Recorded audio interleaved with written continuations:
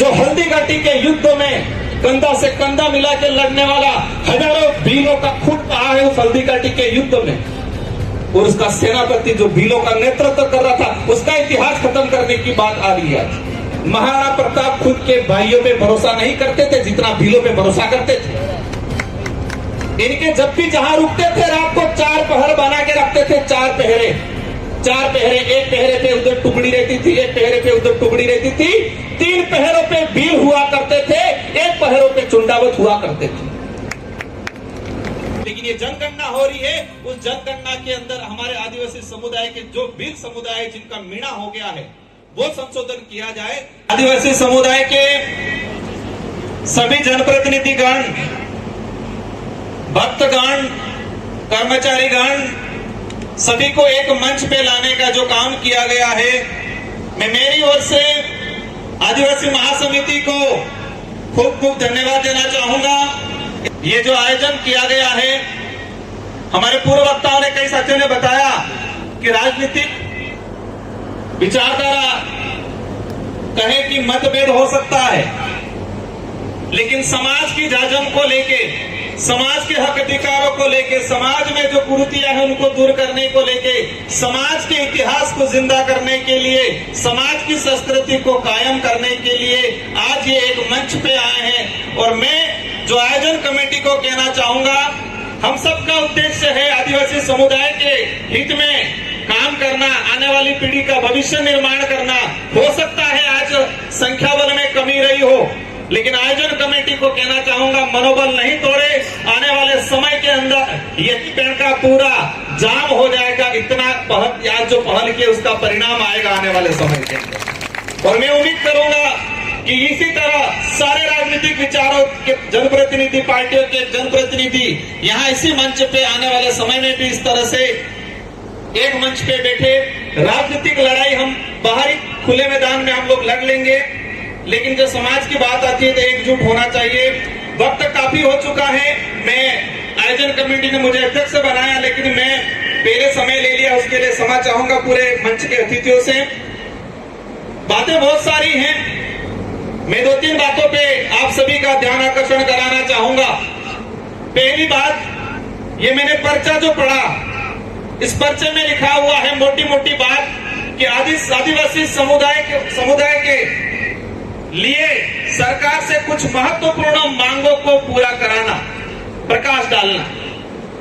दूसरा बिंदु है कि आदिवासी समुदाय के हक अधिकार, इतिहास, संस्कृति, आदिवासी समुदाय में कुरीतियां जो फैल रही हैं, डीजे बीजे, नशा मुक्ति, ये सारी चीजें, इन 2 बिंदुओं पे फोकस करके आज जो कार्यक्रम कराया गया है, तो मेरा पहला सुझाव है, और मैं उम्मीद करूंगा आप सभी जो पांडाल में विराजमान है और मंच पे बैठे हुए सारे अतिथि इस बात को मानेंगे।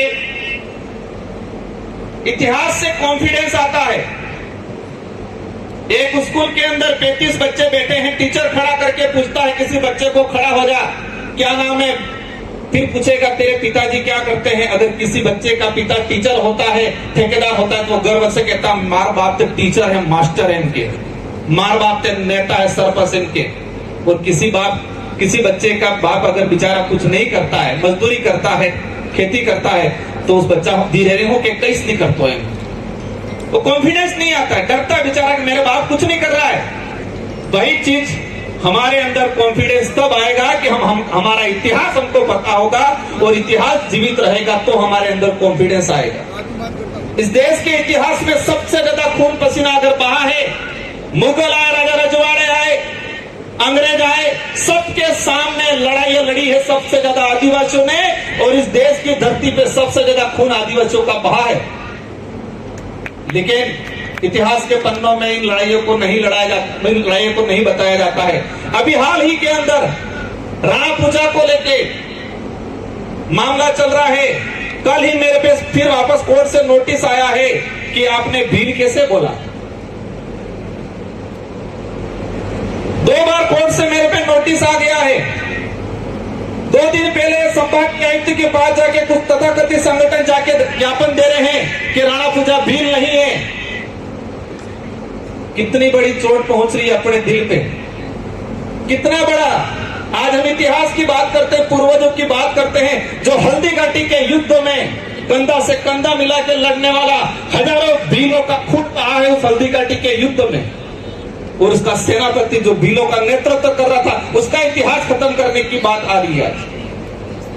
मैं चाहूंगा आज ही प्रस्ताव लिया जाए, इस मंच से महासमिति के बैनर तले राज्य सरकार को भेजा जाए।